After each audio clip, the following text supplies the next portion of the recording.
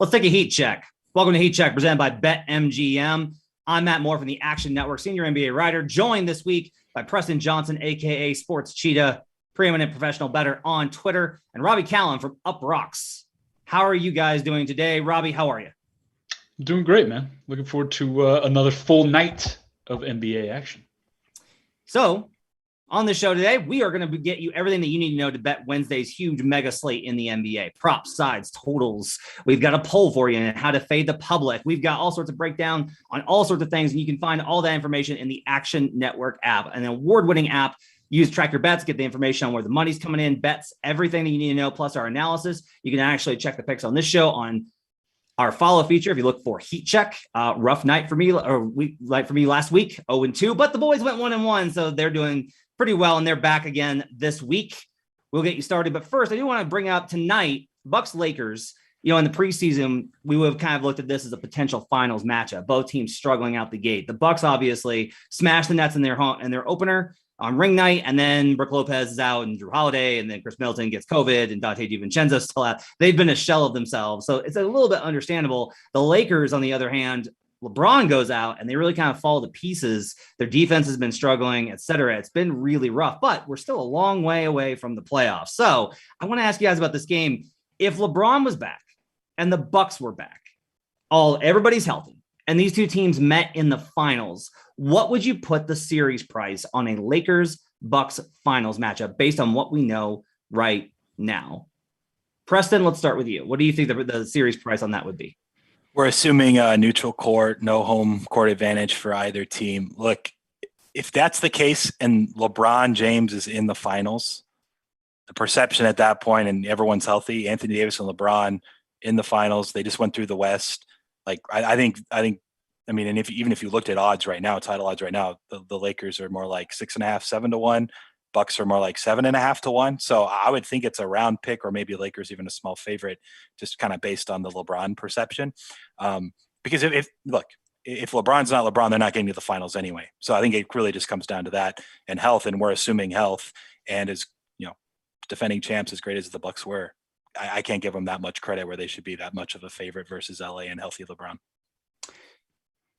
So would you think, though, based off of the perception of them being in there, that there might be value on the Bucks at that number, or do you think that number is most accurate? My guess is that I would like the Bucks if they were getting like plus 110 or 120 or something like that. Okay. Robby, what about you? I mean, Preston's the odds man here. So he knows what it would probably be. I would think I would lean, if I were setting the number, towards the Bucks, but not too heavy. 150, 160 probably on that side. But I think it's interesting to me that we get to this point where it used to be the Bucks were the team that we always wanted to see it in the playoffs, and we wanted them to prove it in the playoffs. Now they've won a title, and I believe that they can just turn it on come playoff time. But I just think, coming off of winning a championship, if they're all healthy, all right, I just like the depth of that team a little bit better. I, on the other hand, have Bucks minus 185. I think there's a 60.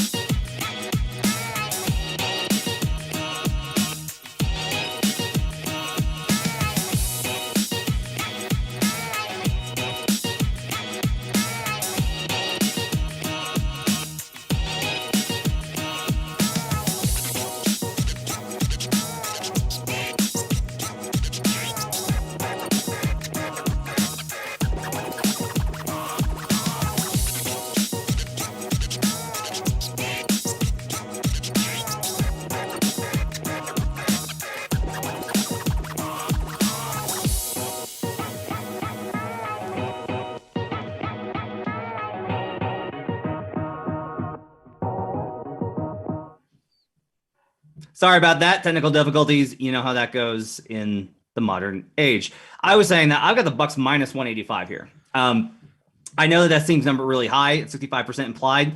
Look, I don't trust this Lakers team. I don't. I've been looking at some of the numbers. They are atrocious against the spread. And I kind of dug into some things. They're giving up the third most points off of cuts in the league. That sounds like a really obscure number. Here's what that means. Their backline defense can't hold it down. They're getting carried by their offense right now. I don't trust this team with Carmelo Anthony and Malik Monk and those kind of supporting guys. Even with LeBron out, I don't trust it. I don't think this team's defense is good enough. This is the biggest thing with the Bucks.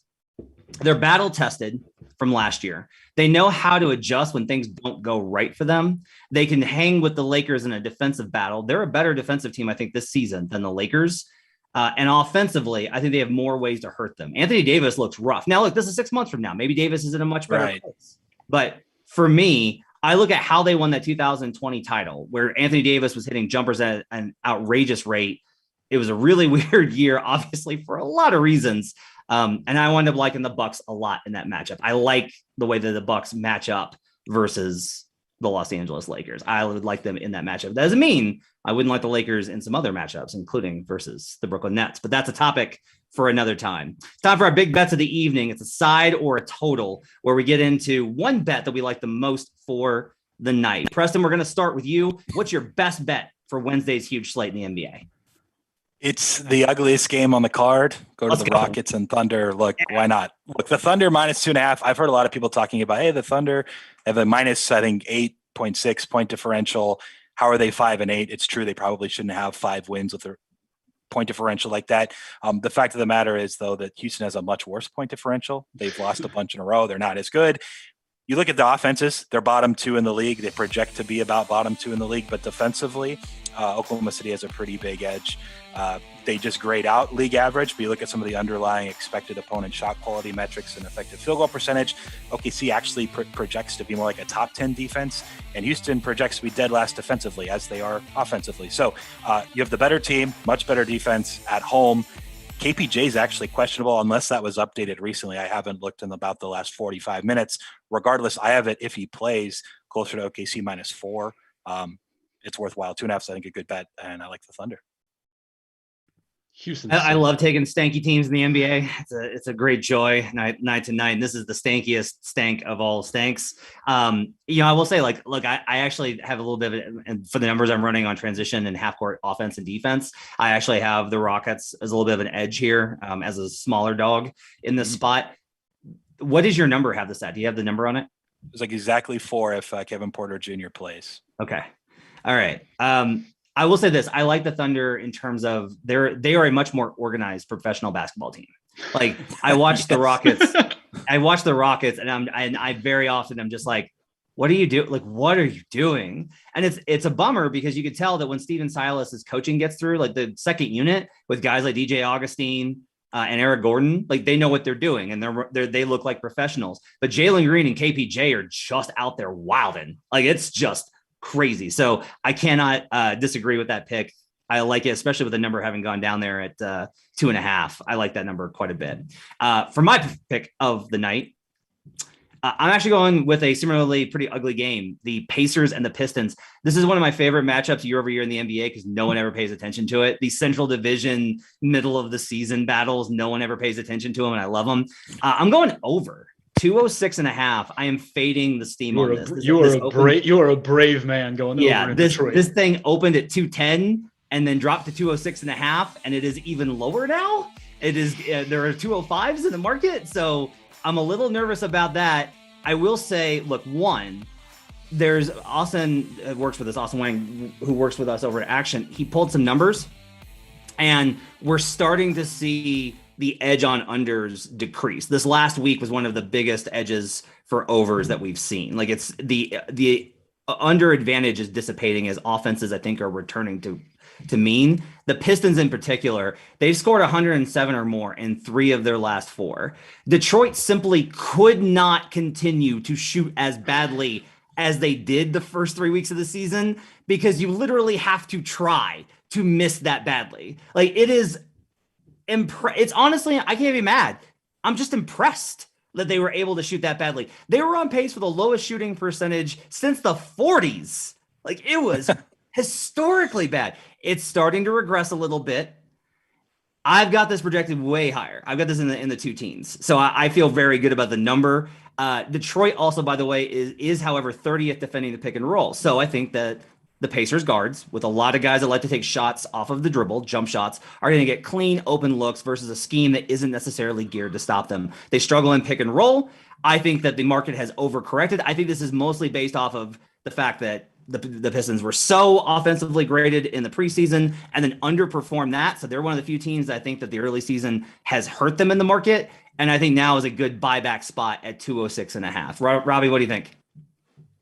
You said that they have to try. Now you've challenged them. Like you're coming out and you're issuing a challenge to the Detroit Pistons saying, I don't think you can shoot that bad. They're going to take that personally. Here comes 37% from the field. Yeah, there is that concern. I guess my only saving grace here is I do have the Pistons alone at around 211. So like I or around 111. So I'm hoping that they can carry me here and get me over the number, even if the Pistons absolutely flame out. There you go. Robby, what's your best bet of the night? I'm going team total over here. We got the Brooklyn Nets. I think it's 107.5, but that's laying some juice. I'm taking it at 109.5 plus 100, getting even odds here. Feels like a get right spot to me against the Cavs. This is a Cavs team that has been really good defensively, but Evan Mobley gone right now, not in the lineup. When he's off the floor, their defensive rating jumps up about 7 points per 100 possessions. Not having that switchable length against Kevin Durant, that poses some problems to me. Nets got embarrassed on national TV last night. I think this is a spot where they just come out and they lay the wood. I was going to take the over overall, but I'm honestly a little worried about the Cavs in general without Mobley. So give me the Nets. Give me them to score a bunch. I think they've scored 116 plus in 6 of their last 8. They beat up on the worst teams in the league. I think the Cavs without Mobley, without Sexton, are going to fall back some. I like the Nets to kind of get right in this spot. If the Nets rest the stars on the back-to-back, is this a no play? You buying out? Yeah. Okay. So you've got to have Harden and Durant playing. Any Harden and KD playing. Yeah. Okay. All right. Let's go to the wheel. Every week on Heat Check, we have a wheel with props on it. We have to prepare for all of them. And based off where it lands, we have to pick an over or an under. So, Preston, we're going to start with you. Are you ready for the wheel? Yeah, let's do it. Let's go. Dennis Schroeder, points, rebounds, and assists over under 26.5. Preston, what do you think? This is easy. I did Schroeder last week after Jaylen Brown went out, said the 23.5, 24.5s were too low. Sure enough, they were. We got that one pretty easily. He also went over those numbers, I think, in 3 straight games since then. And here we are again. I still think 26.5 is too low. He's averaging 24 points alone. You know, Jaylen Brown's out. He's starting. His usage is up. Tatum can't do everything. 4 assists, 4 rebounds. Like, his numbers have been closer to 32. 26.5 still too low, especially going up against Trae Young in this matchup, particularly defensively. There's a nice little edge there. And I got to just roll with it back-to-back weeks. Let's go over on Schroeder props. Also, once again, the Dennis revenge game spot against Atlanta is always a fun one. That's right. That's right. Good call by former Atlanta resident Robby Kalland. So would you say that the Hawks are in for a shrewd awakening? Is that what you're? No, I think we have technical difficulties again. I like it. I like the pick. Go back to the well. I think the Celtics I think are the market on them, I think, is all over the place just because they've been so inconsistent. So I think there's probably value on the overs regressing back to like what we kind of expect from them. And I like that number, especially with all 3 metrics valued in, because Schroeder can contribute in all 3 areas. All right. It's my turn on the wheel. Producer, please spin it for me. Chiesi Metu. That's right. Chiesi Metu. If you haven't heard of him, I wanted this one. I know. I took this one from Robby. I got the wheel spin on this one. I'm so glad to get this one and take it from Robby. Look, this is a name nobody knows. He started starting for the Kings like 2 games ago. He has gone over 14.5 rebounds, points and rebounds in each of the last 3 games. He's had double-digit scoring his last 3 games. The Wolves scheme, they play up at the level, right? So they try and get all these turnovers. The problem is if you hit the trigger, which is the short roll, and a kick out, that's lots of open threes on the wing. Metu's shooting 37% from 3. So I think he's going to grab boards against a Wolves team that plays too high up. I think he's going to hit threes versus a Wolves team that plays too high on one side. And he's an unknown player on a low visibility team. This is a way too low number at 14.5 for his points and the rebounds. I will take the over on Chiesi Metu, over 14.5 points and rebounds. Robby, now that I've snaked that from you, are you ready for your turn on the wheel? Yeah, I guess. Let's go. Kristaps Porzingis.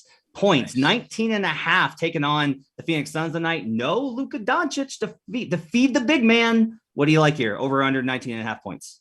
I like the over. Kristaps has become more and more of a focal point since he came back into the lineup. We've talked on this show about how we've had concerns about Jason Kidd and what he would do to the offense, but one of the beneficiaries of what Jason Kidd wants this Dallas offense to do is Kristaps Porzingis. Even when Luka's on the floor, they are giving Kristaps a lot of shot opportunities, a lot of looks. There are a lot of games where him and Luka have similar numbers of attempts from the field. You take Luka off the floor. I understand that takes away maybe a few of the easy looks that he's going to get, but I think he's just going to get fed right here. And he's scored 21 plus in 4 of the last 5. And then you look at what Karl-Anthony Towns did against the Suns and what Ayton will do dropping back. He's not going to step really high. There's going to be 3-point looks for him. If he knocks down a few of those, I think we can cruise to this. I can't go with you on this. For one, I think Porzingis has shot well the last couple of games. I don't necessarily believe that this is like who he is. Although I will say he does start off hot most of the seasons. Like throughout his career, he's been great in November and then as it falls off and then he gets hurt. Without Luka, Jalen Brunson's going to have to create a lot of pressure and really get them collapsing on him in order to open things up, because I don't trust Porzingis on any contested shot. I only trust him to hit wide open shots. If they switch at all in this matchup, I think he's going to struggle. If he tries to post up, I think he's going to struggle. I can see it from a usage standpoint, right? Like Luka's out. Like, so KP is going to get a lot of shots. You might be right just because he might have 20 points on 24 shots. I'm not saying it's going to be pretty. Like, it's not necessarily going to be pretty. I'm just saying there's going to be looks for him. He's going to take, I don't know, if he takes 7 threes in this one, I think he gets there. He might only hit 2 or 3 of them, but I think blunt force over. That's what you're going. That's right. It's the same. It was the same concept with Jalen Green last week, where it's just like the dude's going to put up a ton of shots. At some point, a few of them got to go in. Final segment, and it's an old axiom in betting. You got to fade the public. But, our crew that follows us over at Action Network, pretty smart. They do pretty well on these polls. This week, we asked you, pretty simple one. Hawks Celtics tonight has the most bets on the board. Who's going to cover? Celtics are right now 5-point dogs. We put this at 4.5. We put out the poll. Celtics plus 4.5 versus the Hawks, who are at home in this matchup. And you wound up letting us know that you like the Celtics just by a hair, just barely. Another very close poll this time. So, Preston, are you with the people and the Celtics, or are you going to fade the public and go with the Hawks? I think last week it was also within like 1%, and I faded the public and got lucky there. This time I'm with them again, slightly, a couple of ticks of a percentage point. I think without Jaylen Brown, I'll just be completely blunt. My number is like 4.4. So like 4.5 is like pretty much spot on, but you can shop around. You can find 5s in the market. So if you force me to bet this, I'd go with the Celtics taking the 5. And I hope, kind of correlated with the Dennis Schroeder prop play, he can take advantage of Trae Young defensively. And I believe DeAndre Hunter is still out. He's out for, I think, an extended period of time. Mm-hmm. So any switching, this and that, Atlanta Hawks defense is just going to be a little worse for a while. So I will say Tatum has a pretty good game himself and take the Celtics at 4.5. Obviously prefer the 5s in the market if you're actually going to be betting this one. I'm also with you. I am also a man of the people because nice. I have this as like the Celtics is a considerable favorite here. Now that's weighted by the fact that the Hawks have looked like absolute garbage the first couple of weeks of the season. They've looked a little bit better the last, week 10 days or so. They had kind of a come to Jesus moment when they were on the road on the West Coast road trip and started pushing the pace more. That's helped their offense. No DeAndre Hunter, though. That's a big one for me. We talked about this on the Buckets podcast, which you should go download and subscribe right now. Raheem Palmer and I broke down this game, and DeAndre Hunter to me is a huge impact in this game. Without Hunter, I don't think the Hawks should be favored in this spot versus the Celtics. I love grabbing the Celtics with points here. I am also a man of the people. Robby, you can be a hater. Yeah, man. You know it. I got the Hawks. I think, like Preston, I think this is a pretty good number.